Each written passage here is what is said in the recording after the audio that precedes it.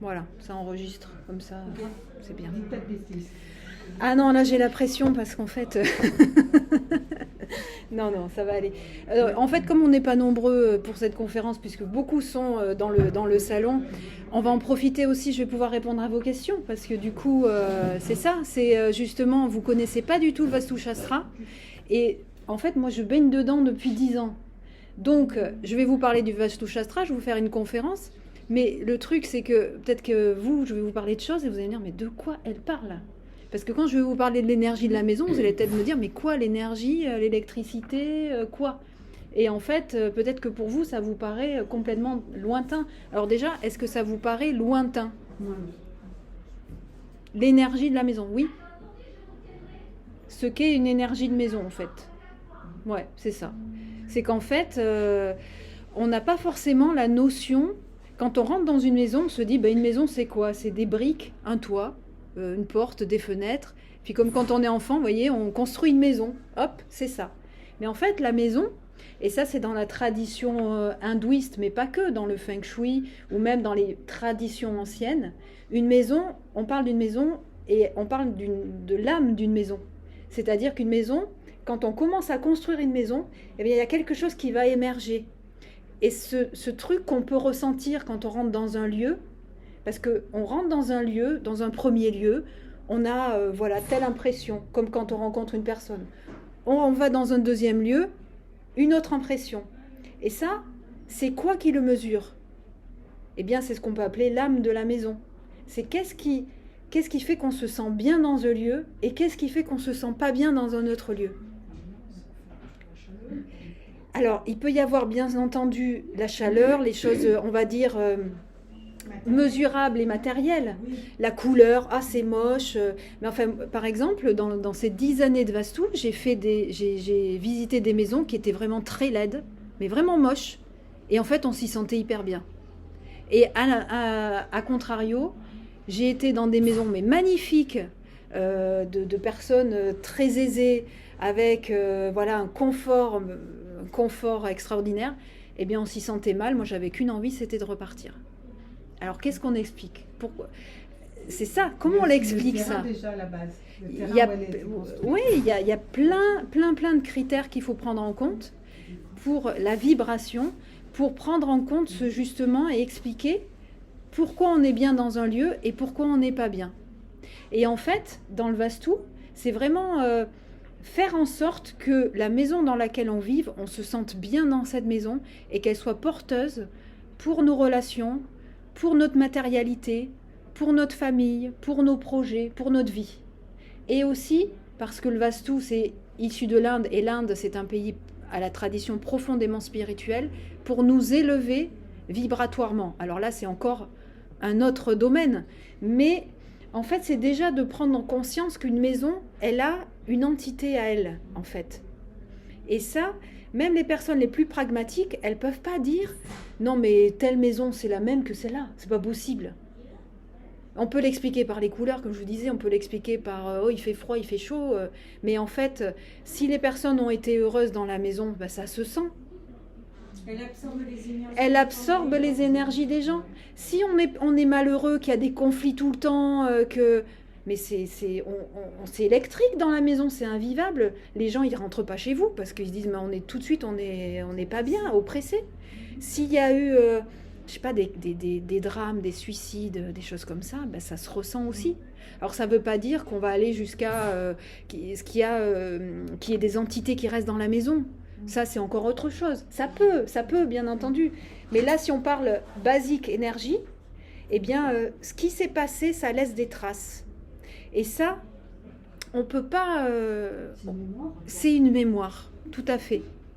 Et cette mémoire, elle est aussi bien dans ce qui a vécu dans le lieu, dans ce que les habitants vont apporter à cette maison, le soin qu'ils vont apporter, l'amour qu'ils vont donner à cette maison, c'est hyper important. Le nettoyage, le fait de désencombrer une maison, ben, ça lui permet de respirer à la maison. C'est déjà... Mais c'est tout un ensemble. Et puis, donc là, le Vastu, il prend ça en compte, mais il prend en compte aussi le côté construction. Comment la maison a été bâtie, quelle forme elle a, et sur quel terrain elle est. Et ça, c'est en lien avec ce qu'on appelle la géométrie sacrée, c'est-à-dire que plus une forme va être harmonieuse, proche du carré, proche du cercle. Souvent, le cercle, c'est ce qu'on appelle la figure harmonieuse par excellence. Par excellence, oui. On prend un cercle et on se dit, bah, ça, c'est l'harmonie, en fait, c'est l'infini. Eh bien, une maison ronde, c'est extrêmement rassérénant, c'est rassurant. On est très, très bien dans cette maison. Quand on est dans une maison carrée, eh bien, c'est des proportions divines aussi, des proportions qui sont, puisqu'un cercle rentre dans un carré. Donc ça, c'est plus mathématique, mais on est déjà bien dans une maison carrée. Dès qu'on commence à rentrer dans la maison architecte hype, vous voyez, où il y a une arête d'un côté, un toit d'un autre, plus bas d'un côté de l'autre, et bien là, l'être humain, le corps, il ne peut plus être en lien avec la maison. Il y a quelque chose qui se dématérialise, qui n'est plus incarné, quoi. Et donc, la forme a vraiment un impact sur nous. Et ça, c'est difficile à le mesurer parce qu'on n'est pas habitué à voir ça, en fait, à comprendre que tout ce qui nous entoure a un impact sur nous parce qu'on a, évidemment, comme tous les êtres humains, on a nos carapaces, on a nos protections. Même quand on rencontre quelqu'un, eh bien, on a nos protections sociales. On ne va pas rester ouvert, vous voyez, c'est toujours, oui, donc il faut que je sois poli, il faut que je ne montre pas tel ou tel aspect de ma personnalité. Et voilà, on a nos carapaces. En fait, dans une maison, on peut se dire, c'est pareil, on a nos carapaces, même si on est impacté. Non, parce que notre maison, c'est l'endroit où on va se déposer. C'est-à-dire qu'on dépose les armes, on dépose, et en général, à la maison, en général, quand on est bien dans sa famille et bien chez soi à peu près, on est soi-même. Du moins, on essaie d'être soi-même. Et là, on lève vous voyez, on note les carapaces. Et c'est là c'est aussi le moment où on est le plus vulnérable, parce qu'on note les carapaces. Donc, on se prend toutes les informations, c'est pas grave, toutes les informations de la maison, que ce soit les formes, que ce soit l'entrée d'énergie, que ce soit ce qui s'est passé. Tout ça, ça vient nous impacter énormément, en fait. On n'a plus de protection. Et quand on dort, c'est pareil. On dort, on est vulnérable. Et on se prend toutes ces énergies-là. Alors, je ne suis pas là pour vous affoler. Il y a des maisons qui sont très bien. Non, mais il y a des maisons qui sont très bien. Mais il y a des maisons qui sont toxiques. Et on se dit, mais bon sang, depuis que j'ai aménagé dans cette maison, mais ça ne va pas. Je suis triste, j'ai perdu ma joie de vivre. Au niveau familial, ça va pas, on n'arrête pas de s'engueuler tout le temps, les enfants sont insupportables. Enfin, au niveau financier, ça commence à partir à volo, mais qu'est-ce qui se passe? Et des fois, on fait le lien, même on ose le dire, depuis que j'habite là, c'est le bordel. Mais on se dit pas, c'est la maison peut-être qui apporte quelque chose. On n'y pense pas. Alors, on va aller voir des psys, on va aller faire du qigong, on va aller faire du yoga. Alors oui, ça fait du bien. Mais dès qu'on revient chez soi, bim, on retrouve la violence du lieu, en fait. Et... il y a eu un petit choc. Zut. Donc, c'est vrai que ça, c'est important. Et en même temps, ce qu'il faut comprendre, et ça, c'est dans la philosophie indienne, c'est-à-dire qu'on pourrait se dire, mais je suis dans une maison de merde, ça va pas, ma vie ne va pas. Mais en fait, toute chose négative a aussi son intérêt et sa raison. C'est-à-dire que de toute chose négative, on va pouvoir en tirer quoi? On va pouvoir en tirer un enseignement, on va pouvoir grandir. Donc la maison aussi, c'est ce qui va nous aider à grandir. Mais des fois, on ne peut pas tout seul. C'est-à-dire qu'il y a des moments où, effectivement, on va aller voir un thérapeute, par exemple, il va nous aider parce que on n'arrive pas à s'en sortir tout seul. On ne trouve pas la clé. Eh bien, le consultant Vastu, c'est celui aussi qui va aider, en fait, au niveau de la maison, à rééquilibrer les choses pour qu'on puisse retrouver un équilibre. Et en fait, c'est vraiment important de comprendre tout cet environnement-là. Et ce côté où on lâche les armes quand on est à la maison. Et en fait, c'est pour ça aussi qu'il y a tellement de drames dans les maisons. Parce que c'est le moment où on lâche les choses. On n'a plus les barrières, etc. Et c'est la porte ouverte à certaines violences, en fait, violences cachées. et qui viennent toujours impacter la maison. Alors nous, comment on pratique? Peut-être c'est votre question. Au moins que vous ayez n'hésitez pas à dire. Est-ce qu'il y a des questions par rapport à ça? Feng Shui, c'est quoi la différence? Alors par rapport au Feng Shui, c'est les traditions qui sont différentes. C'est-à-dire que le Vastu, il vient de l'Inde. Le Feng Shui, il vient de l'extrême-orient de la Chine. Il est plutôt impacté par le taoïsme et le shintoïsme. Et l'Inde, le Vastu, c'est plutôt issu des Védas. Mais on parle aussi du Vastu comme étant l'ancêtre du Feng Shui parce que il y a eu des migrations en fait du bouddhisme vers la Chine et ça, avec le mélange du taoïsme, enfin bon là je vous dis très résumé, mais en fait ça a créé aussi le Feng Shui. Mais en fait c'est deux voies différentes. Mais les deux voies différentes mènent au même endroit, c'est-à-dire au bien-être de l'habitat. Alors dans le Feng Shui, on va beaucoup travailler sur les répartitions des pièces, les couleurs, les éléments. On va mettre des fontaines, le son, tout ce les symboles qui représentent la terre, etc. Donc ça va être beaucoup plus, on va dire, impactant en termes de décoration. Dans le Vastu, on est plus discret, on utilise des marbres, du cuivre, des petits carrés de marbre, des petits carrés de cuivre, qui permettent en fait de faire fluidifier ce que l'on appelle le prana. Le prana, c'est l'énergie vitale. Dans le Feng Shui, c'est le Qi, ce qu'on appelle cette énergie dont je vous parle, l'énergie de la maison. Et en fait, c'est surtout des questions de choix et de tradition. Le Vastu est moins connu que le Feng Shui. C'est pour ça que souvent on dit Vastu, c'est quoi? C'est le Feng Shui indien parce qu'on sait de quoi on parle en fait. Ouais, alors, il y a un livre qui est sorti aux éditions d'Air Vitré Daniel que vous pouvez trouver sur le stand ou sur la FNAC pour avoir on va dire des éléments techniques aussi. Et donc on travaille avec les marbres, le cuivre et les mandalas aussi pour tout ce qui est émotionnel du lieu.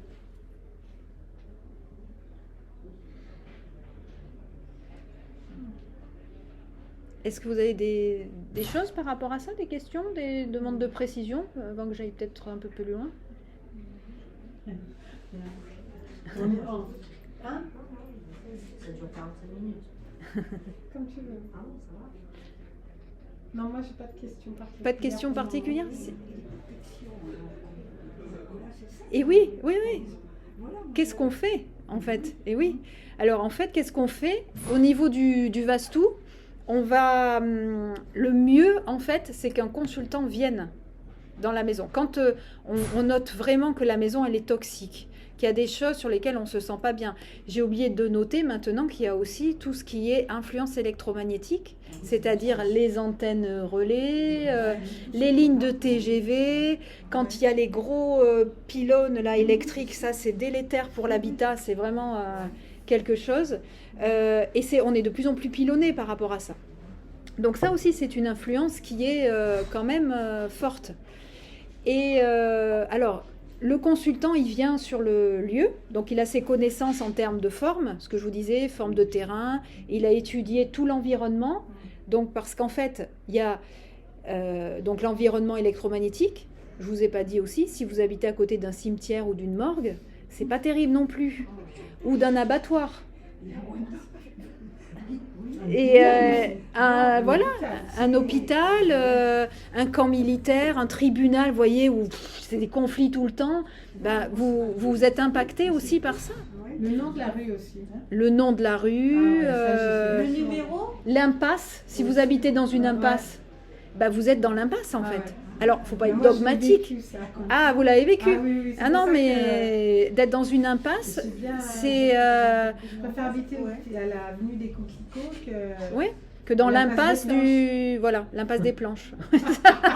C'était ça, moi, l'impasse des planches. Ah ouais, donc là, Tout de c'est... suite, C'est même pas des planches. tout de suite, je me suis... Installez-vous, madame, installez-vous. Allez-y, on parle du Feng Shui, du Vastu. Mais oui, bien sûr, approchez-vous même si vous voulez regarder. Là, il y a une place. Venez là. Non. Avancez-vous. Donc, en fait, on parle du Feng Shui indien, le Vastu Shastra, et de l'impact de l'habitat sur les habitants. Et donc, on parlait de l'environnement, vous voyez, de vivre dans une impasse. Oui. et ben ça a un impact sur voilà, sur la dame habitait impasse des Planches. Donc là, elle se retrouve entre 4 planches, quoi. C'est-à-dire, c'est la mort spirituelle J'ai réfléchi. et la survie, quoi. Après, je suis allée à rue de la Ramée, où je suis Ah, maintenant. et vous avez ramé. Ah, mais laisse tomber. J'ai dit, prochain coup, je vérifie bien. Et en plus, je savais, hein. Ah, mais, ah oui, oui. Ah, mais franchement, je choisirais mon logement par rapport au nom de la rue. Ouais. Quand même, ça dit quelque chose. Hein. L'impasse entre 4 planches, je rame. Et qu'est-ce que vous vous infligez? C'est une allée. Elle habite une allée. Oui, une allée, ça passe. Une allée, ça circule. Allez. Mais non, c'est pas ça, une allée. Ça circule, j'ai dit. Alors, si vous pouvez parler un tout petit peu plus fort pour le micro, mais bon, c'est pas grave. Après, je peux répéter la question. D'accord. Merci. Je suis originaire et puis j'ai une maison en Corrèze. Oui, maison en Corrèze, oui. Et le petit village s'appelle Légonie. Et puis bon, ça s'appelle comme ça. Légonie, ok. Et voilà pas que maintenant nous sommes dans une impasse. On nous a baptisé impasse numéro 149, alors que c'est une lettre perdue. Ouais. 149 mètres de la route principale, donc impasse. Alors ça, Légonie. c'est particulier. En plus, presque l'agonie, quoi. Ah mince, alors j'ai jamais pensé à ça. Enfin, moi... C'est moi, ça dire marche. ça. Non, mais ça veut dire quoi? Ah, l'ingogno, l'ingogno. En occitan, c'était l'eau, en fait. Ah, d'accord. L'aigle. L'impasse de l'eau. Non, mais franchement. Mais ça veut jusque-là, bien c'était dire que... normal, Oui, quoi. oui, oui. Maintenant, on nous baptise impasse. Ouais. Alors après, c'est pas que le nom de la rue, mais effectivement, Non, mais ça c'est- peut parler non, quand mais- même oui. symboliquement Moi, de quelque chose. Entrez, madame, venez, venez, venez. On y va. Allez, des petits bouvreuils. Allez, allez, rentre. Alors, vous, Des vous- tulips, déjà Les petits pauvres. Ouais, la prochaine bah fois, c'est oui, ça. après, ça, effectivement, c'est quand même pas commun. Mais les numéros, ça y fait. Alors les numéros, ça y fait, mais je pourrais pas trop vous dire. Par contre, effectivement, habiter dans une impasse, habiter dans une allée, c'est intéressant parce que justement, ça circule. Donc ça, c'est bien. Là, on vous a collé dans une impasse. Là, ça veut dire aussi quelque chose. Mais Alors que ça existe depuis. bah oui, oui, oui. Donc, en fait, on regarde, donc je vous disais, au niveau des consultants Vastou, on vient pour harmoniser les lieux. Donc, on regarde l'environnement. Où est-ce que vous habitez? À côté de quoi vous habitez? Si vous habitez à côté d'un cimetière ou d'un abattoir, c'est pas terrible. Une école, ça va. Vous voyez, Oui, il y a de la vie. voilà, il y a de la vie. Mais bon, des choses un peu mortifères, c'est pas... Une énorme antenne. Eh ben voilà. Donc il y a aussi les influences donc électromagnétiques, que ce soit ligne TGV, ça peut être aussi voilà les antennes 4G, ça peut être aussi les stations d'épuration par exemple. Après donc la forme du terrain, on regarde la forme du terrain. Si c'est propice à ouvrir l'énergie, c'est-à-dire est-ce que l'énergie peut bien rentrer dans votre maison ou pas, dans votre terrain. Ça, c'est important.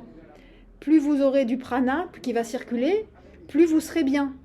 Et plus ça va se resserrer, moins vous serez bien dans la maison. Donc ça, on le regarde. Après, on regarde la forme de votre maison. Comme je vous disais, le carré, le cercle, le double carré, c'est bien. Si vous avez un toit complètement disproportionné, dénivelé, alors c'est bien dans un sens, c'est pas bien dans l'autre. Donc ça, il faut regarder. En fait, là, je peux pas vous dire parce qu'il faut regarder. Mais si vous avez un sous-sol, on regarde les différentes entrées, comment l'énergie circule. Et donc ça, c'est important pour notre diagnostic. Et puis, on regarde aussi au niveau émotionnel de ce qui s'est passé dans le lieu.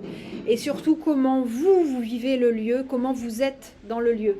Est-ce que ça vous a transformé bénéfiquement? Est-ce que vous avez senti que... Alors toujours, au bout du compte, on grandit. Mais si on rame, si on se retrouve au bout du rouleau pour pouvoir évoluer, bah c'est dommage, quoi. Autant avancer dans la facilité. Et ça ne veut pas dire qu'on est exempté de souffrance. Ça veut dire être un peu plus, avoir un peu plus d'énergie pour avancer. Et donc, le Vastu va permettre justement de fluidifier cette énergie. C'est super important pour avancer. Parce qu'on peut aller voir tous les thérapeutes de la Terre. On peut faire son travail intérieurement. Si on est impacté par sa maison, eh bien votre travail il va être divisé. L'énergie que vous allez devoir déployer, elle est immense.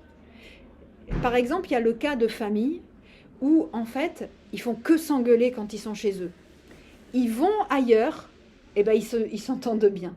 Et là, ils nous disent, mais il y a un truc. Ou je dors bien quand je suis chez moi, mais quand je suis à l'extérieur, je dors plus. Ou l'inverse plutôt. Plutôt l'inverse.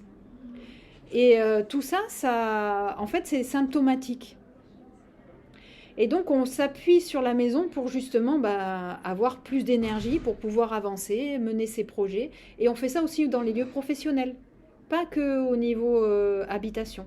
Parce que, en fait, tous les lieux que l'on côtoie habituellement, eh bien, ce sont des lieux qui nous impactent. Même un lieu où, par exemple, vous avez 2 propriétés, vous n'habitez pas cette deuxième propriété, vous l'avez mise en location, vous êtes aussi impacté par ce lieu. Ouais. C'est où vous louez un lieu, et même si c'est le propriétaire qui l'a, mais vous habitez quand même dans ce lieu, vous êtes impacté. Ouais. C'est vraiment un lien très fort qu'il y a dans les maisons. Et c'est pas anodin. Et dans l'autre sens, ce que je vous ai pas dit, c'est qu'on ne choisit pas sa maison par hasard. Comme on va pas dans l'impasse des 4 planches. C'est pas 4 planches, mais des planches. Ça aurait pu s'appeler l'impasse des 4 planches. C'était avant, c'était l'impasse des planches. Voilà, impasse des planches, par hasard. Ah ouais, non mais c'est clair. Et en fait, c'est comme un mariage. On choisit la maison parce qu'on choisit pas la maison en disant celle-là elle est pourrie, je vais y habiter. Non mais c'est vrai, on va dans une maison parce qu'on a envie on se dit ah ouais elle est bien, j'arrive à me projeter dans cette maison, ça nous plaît. Mais en fait cette maison elle a des choses toxiques.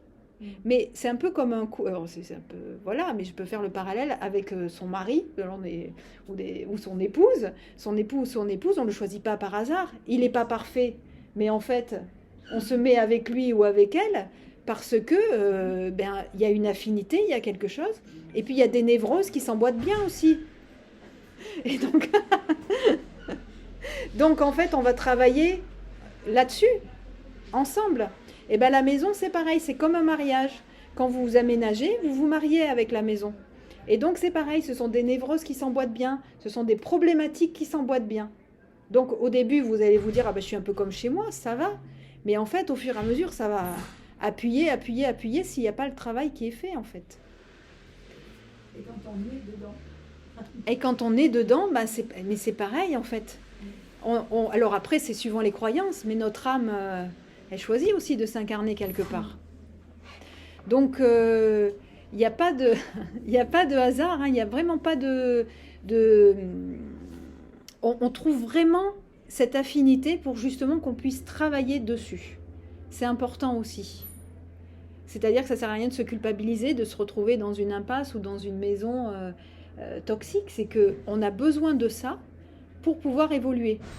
Tout comme on pourrait être dans une maison extrêmement toxique, tout comme on pourrait être avec un compagnon extrêmement toxique ou violent. Et en fait, il y a toujours une explication, c'est qu'il y a besoin d'aller guérir quelque chose. Alors, soit on y arrive ou on n'y arrive pas, en fait, ou d'avoir la force de dire stop et de dire non. Et peut-être que aussi, c'est de se retrouver dans une maison pour dire mais comment je peux se rendre compte à un moment de se dire mais jusqu'où je vais aller pour je vais m'infliger ça jusqu'à quand en fait, et avoir la force de dire stop et de dire non. Non, j'ai plus envie de m'infliger ça.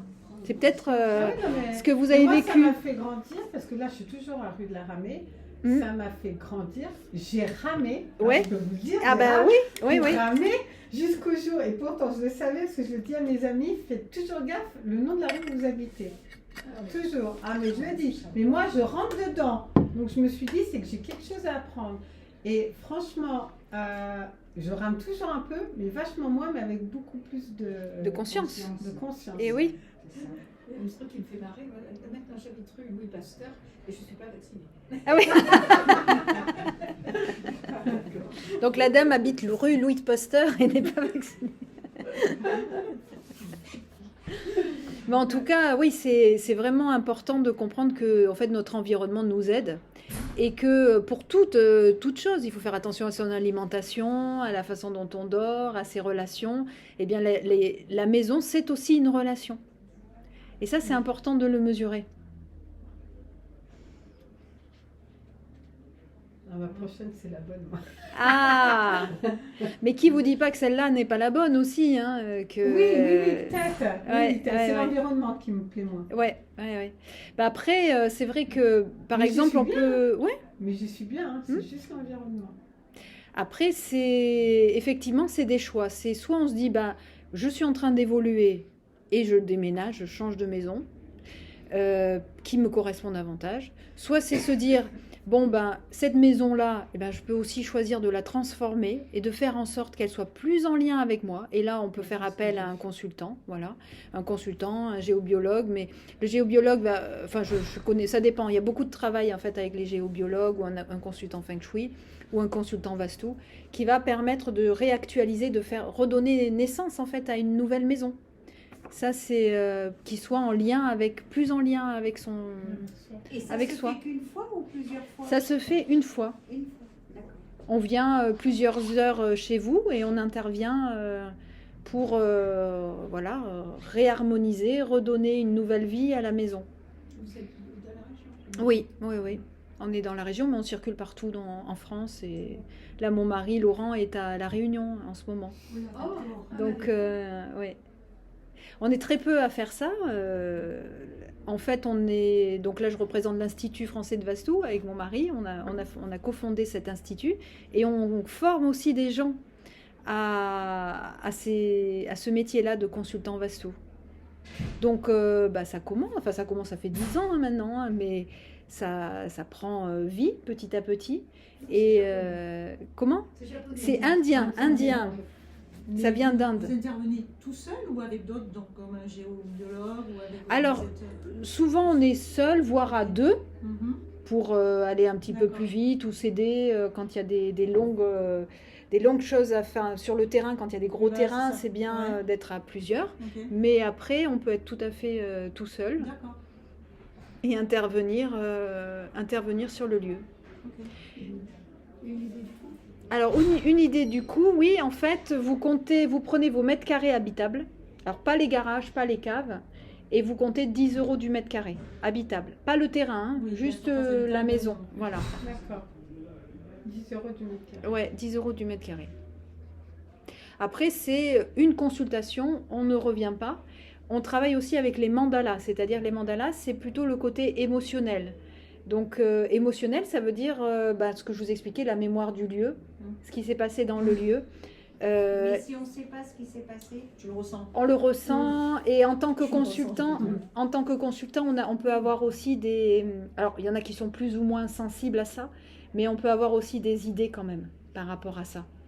Alors on peut peut-être pas dire exactement ce qui s'est passé parce que c'est des fois compliqué de savoir, mais on a cette sensation, on peut avoir une sensation de présence, de violence. Par exemple, il peut y avoir la violence faite aux animaux dans des lieux. Ah oui. Et là, on peut le... Bonjour. On peut le ressentir. Donc, vous pouvez vous installer hein, si vous voulez. Hein. Allez-y. Dans la maison dans laquelle j'étais avant, oui, quand j'étais mariée dans une vieille maison, une très très vieille maison qui avait plus de 200 ans. Et... Ouais. Vous avez senti ce qui s'était passé. Ouais. Et des fois, c'était même flippant. Ouais. Oui, ça peut, hein, ça peut. Ouais. Et les gens qui étaient avant ont vendu, se sont séparés. Nous, on a divorcé aussi. Ouais. Et ceux qui ont acheté après nous, que je connaissais, étaient limite à se séparer aussi. Et ouais. Ouais. Et oui. Il peut y avoir par exemple des problématiques de perte d'enfants dans des maisons, des choses lourdes, hein, et qui en conduisent par exemple à des séparations, et puis ça se répète hein, d'une... Et c'était vraiment des fois, particulièrement la nuit, quoi. Ouais. Et ma sœur qui était venue une fois, qui vit aux États-Unis, qui a toujours eu des dons de voyance, elle a toujours eu ce truc-là. Elle m'avait dit une fois, elle m'a dit, c'est flippant chez toi, j'ai peur. Même elle avait peur. Parce que même si on peut pas vraiment dire ce qui s'est passé, des fois on a des ressentis, on dort mal, on a des frissons, des trucs pas cool. Et des fois c'est aussi le fait d'avoir non seulement des mémoires, mais on n'en a pas parlé, mais aussi des entités hein, dans les maisons. Alors il y en a pas, il faut pas croire, c'est pas toutes les maisons où il y a des entités, hein, mais ça peut arriver qu'il y ait des entités, des personnes qui sont attachées au lieu, qui restent sur le lieu, parce qu'ils n'ont pas... Alors soit ils ne se rendent pas compte qu'ils sont morts, Ils sont là. Et on Non, sent c'est que- chez moi, qu'est-ce que vous Ouais, faites là? et on sent Ils sont que- accrochés. Ouais. Ouais. Après, voilà, des fois, c'était plus la nuit où on sentait que Oui. c'était vraiment très calme et que c'était. Et franchement. Oui, mais on va sentait, aller vite sur le sujet. Mais voilà, mais Oui. il y avait. On va pas trop insister. Juste, c'est pour vous rassurer, ça n'arrive pas souvent. C'est des personnes qui sont plutôt accrochées au lieu, qui sont pas, en général, qui sont pas non plus dans des volontés maléfiques, enfin des choses, voilà, c'est juste parce qu'ils sont très attachés au matériel et ils n'arrivent pas à se décrocher du matériel. Et des fois, c'est aussi, ils ont un lien particulier avec l'habitant. C'est-à-dire il y a un truc karmique avec eux ou une affinité avec eux émotionnelle. Et tant que l'habitant n'a pas réglé ça, ben en fait, ça, voilà.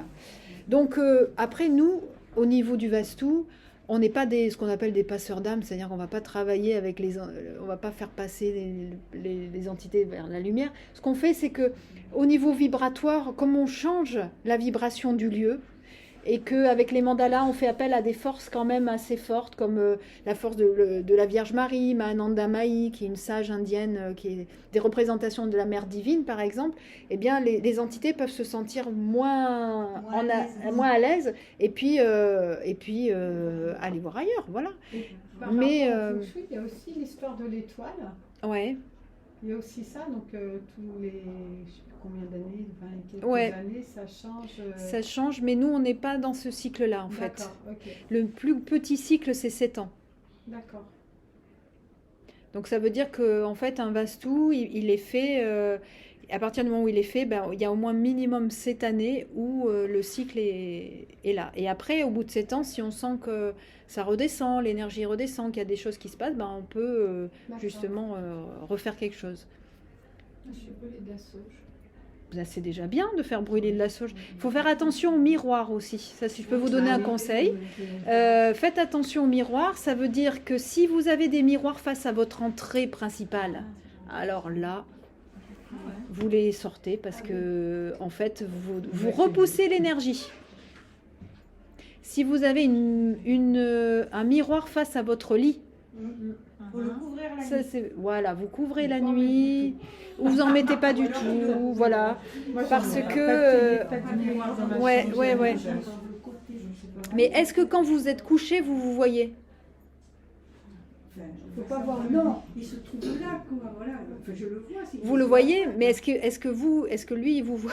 Est-ce que vous Je sais pas, je me suis pas mis. Est-ce qu'on voit votre non? Est-ce que vous voyez votre reflet? Je pense pas, non, j'ai pas Non. fait gaffe en fait. D'accord, ben, peut-être regarder. C'est important parce que pour le sommeil, ça peut être assez délétère. Il faut que tu le couvres. Si tu veux le garder à cette place et que tu te vois dedans. Ouais. Le soir et que tu découvres. Mais dans Je une crois maison, beaucoup que Ah oui, il pensait pas. les maisons ont une âme. Oui. Moi, je rentre chez moi, je dis bonjour. Mais oui, c'est. Je sors, je dis au revoir. Moi, je savais Et les tous les anciens. jours, si je rentre 5 ans. Ah ouais. Et après, dans le Vastu, on parle même de l'esprit de la maison. Ouais. Âme, esprit, c'est pas pareil. Ouais, non. C'est-à-dire que l'âme, c'est ce dont je vous ai parlé, toute cette histoire, tout ce qu'on peut ressentir quand on va dans une maison, en fait. Hein. C'est pas que l'histoire, d'ailleurs, c'est l'ensemble. C'est quand on va dans une maison, on ressent l'âme. Mais en dessous de ça, c'est ce qu'on appelle le Vastu Purusha. C'est l'esprit de la maison. L'esprit, c'est ce qui est immuable. Et lui, il a besoin d'être tranquille. S'il n'est pas tranquille, eh ben vous ne serez pas tranquille, vous ne serez pas apaisé. Il a besoin d'espace, il a besoin de respirer. Il a besoin d'avoir des points particuliers de son corps qui sont vides. Ça veut dire qu'il y a des espaces de la maison qui ne doivent pas être occupés par des gros meubles, des cheminées, etc. Parce que lui, il faut que ça circule et puis qu'il y ait des endroits qui se respirent pour lui. Un peu comme... vous voyez, comme s'il se retrouvait dans une charentaise. Vous voyez, il a besoin de se déposer. Et en fait, c'est ça, l'esprit. Et à partir du moment où l'esprit de la maison est tranquille, déposé, eh bien là, l'âme peut s'animer. Et elle peut être heureuse. Et vous, par la même occasion, vous êtes aussi heureux, puisque vous êtes en lien avec cette Je me cette souviens âme. Autrefois, quand quelqu'un décédait, Oui. on cachait les miroirs. Oui, ouais, ouais, mais c'est toujours, ça peut. Je fais toujours. Mais même moi, ma grand-mère, on me disait toujours les vases ou les pots, toujours les mettre à l'envers. Ah, Quand ça ils je sont savais pas. vides. Oui, parce qu'il y a tout le temps des mauvaises énergies qui pouvaient rentrer dedans. Ah oui, Ouais, et c'était toujours à l'envers. d'accord. C'est pas pour que la poussière s'y mette pas dedans. Voilà, elle s'était respectée de l'autre côté, mais elle, c'était plus ça. C'était plus pour C'est de la poussière. les énergies. Alors il reste quelques minutes. Est-ce que vous avez des... Ben oui, c'est passé vite. Ouais, c'était très intéressant. Vous avez un stand avec des cartes ou quoi? Mais oui, passez sur le stand. Il y a des mandalas, des cartes, des livres. Sur le... Alors, Parce que vous là, en passez... sortant, Non, vous entrez par là et ensuite sur la droite. l'entrée à droite. À droite et puis vous allez nous... De toute façon, trouver. vous verrez Il y a tous les gros. Mais j'ai fait exprès de mettre un pull... Et je suppose que vous avez des cartes. Oui, il y a des cartes. Bon. Est-ce que vous avez une dernière question ou... Ça va? Il y a des disputes temporaires là, à la maison. Entre les voisins ou entre vous? Non, en famille. Là, En famille. Ça a toujours été un peu difficile de se retrouver. Ouais. Eh, peut-être. Mm. Ah, ben voilà. Oui, il y a 200 ans aussi. Ah, ben Ouais, ouais, il y a de l'histoire. mais c'est ça. Ça parle dedans. Après, c'est personnel, hein, c'est vrai que c'est... Vous allez aller On peut visiter pas la donner... Eh ben oui, avec grand plaisir. Hein. Eh ouais, avec grand plaisir. Peut-être que vous connaissez un peu Collonges-la-Rouge, par exemple. Oui, Ah, c'est C'est magnifique. juste à côté. d'accord, c'est très beau. Mm. Ah, c'est magnifique. Eh oui, tout le monde. Et les gens, c'est que Collonges.